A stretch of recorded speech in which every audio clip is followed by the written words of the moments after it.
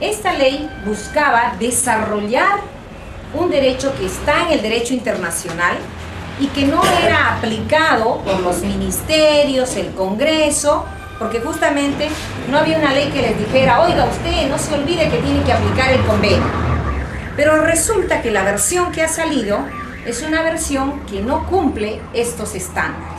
Me parece que debió haber habido un proceso consultivo donde los pueblos se participaran y donde se tuviera en cuenta los avances del derecho internacional.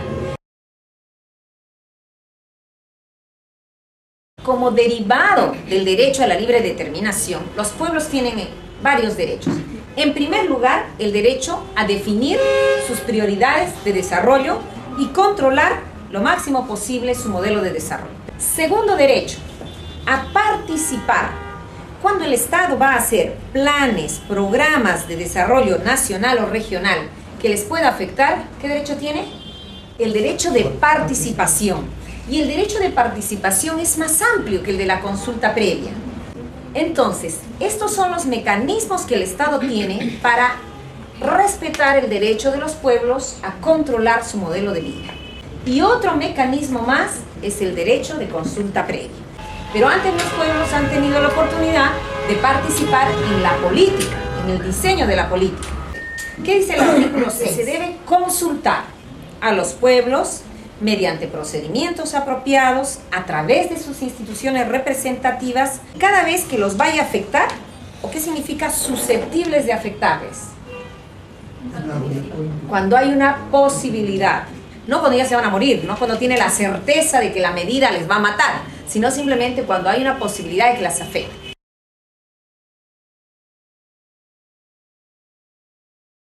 El artículo primero que ustedes tienen aquí en la ley, ¿no? La ley desarrolla el contenido, los principios y el procedimiento del derecho a la consulta previa. Y luego dice, se interpreta de conformidad con las obligaciones del convenio.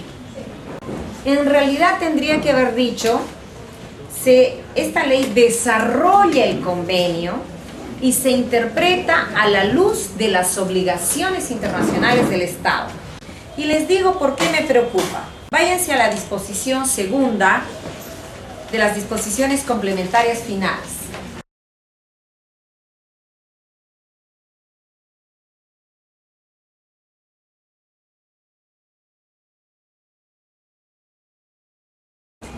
¿Cuál es el problema de esto? Que dice que esta ley no deja sin efecto las medidas administrativas dictadas con anterioridad a su vigencia.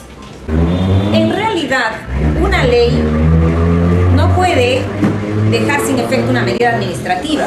¿Y por qué la ley entonces dice esto si no es de su competencia? Porque esto va a llevar a la mala interpretación de que todas las medidas administrativas, concesiones dadas con anterioridad a esta ley, van a querer pretenderse ser consideradas válidas. Capital es la Constitución, marinero es la ley. Entonces, por ejemplo, si el Estado ratifica un tratado de derechos humanos, ¿ese tratado entra a nivel de ley o entra a rango de Constitución? Exacto, entra con rango de Constitución. ¿Qué quiere decir? Que el tratado es capitán o marinero. ¿Y la ley? Marinero. Exacto. Entonces, el tratado es como si estuviera escrito en el mismo texto de la Constitución. Por lo tanto, cualquier medida administrativa o legislativa que da el Estado tendría que adecuarse al tratado y no lo puede derogar. La vigencia de este derecho entonces cuenta desde el 95, no cuenta desde el 2011.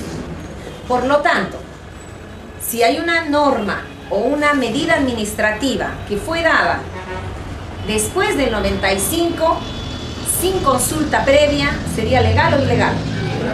Sería, mejor dicho, ¿constitucional o inconstitucional? Inconstitucional.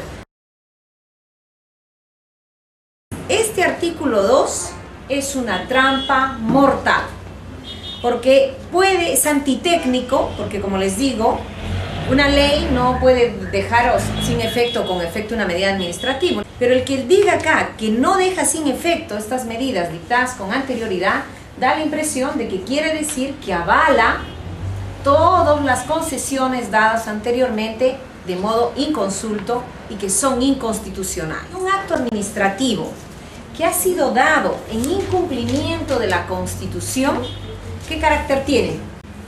Nulo de pleno derecho.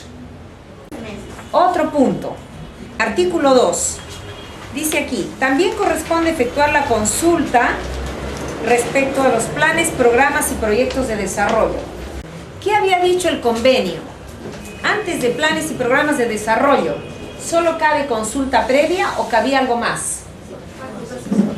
Participación. Aquí hay otra pequeña trampa. Tendría que decir, ¿no? Corresponde no solo la consulta, corresponde participación en la formulación, aplicación y evaluación de planes y programas de desarrollo. Siguiente cuestión.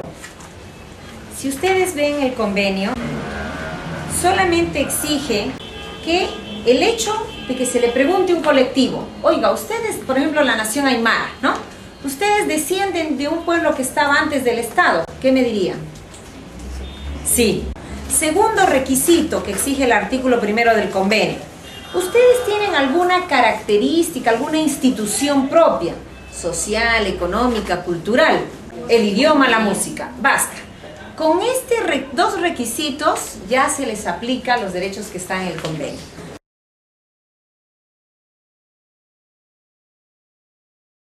Descendencia directa. El convenio no dice directa, dice descendencia.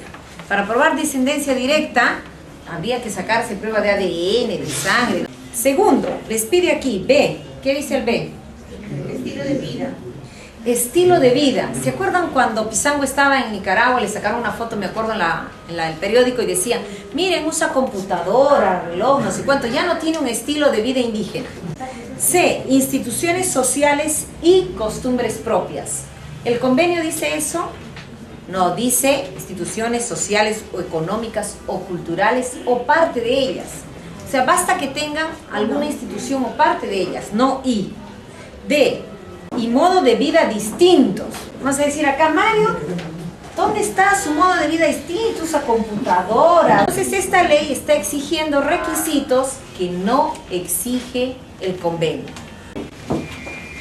La decisión. Aquí dice que debe hacerse un proceso de diálogo y fomentarse un acuerdo entre el Estado y los pueblos. Pero, en caso de que no se alcance un acuerdo, corresponde a las entidades estatales decidir. Entonces, ¿cuál es el problema? Que esta ley no ha incorporado ese supuesto en el que se requiere el consentimiento para que el Estado pueda tomar una decisión.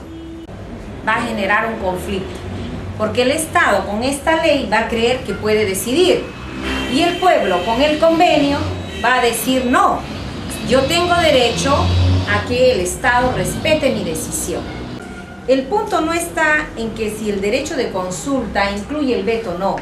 El punto está en qué derechos pueden ser afectados. Entonces, según el derecho internacional, no puede haber megaproyectos que impacten en su subsistencia. ¿Ese megaproyecto requiere o no del consentimiento? Claro. Según la Corte Interamericana, sí. Según la ley, no lo dice. No lo niega, pero no lo dice. Es más, dice que el Estado decide. Y el Estado, de todas maneras, dice acá, debe proteger la integridad, etc. Pero es a criterio del Estado.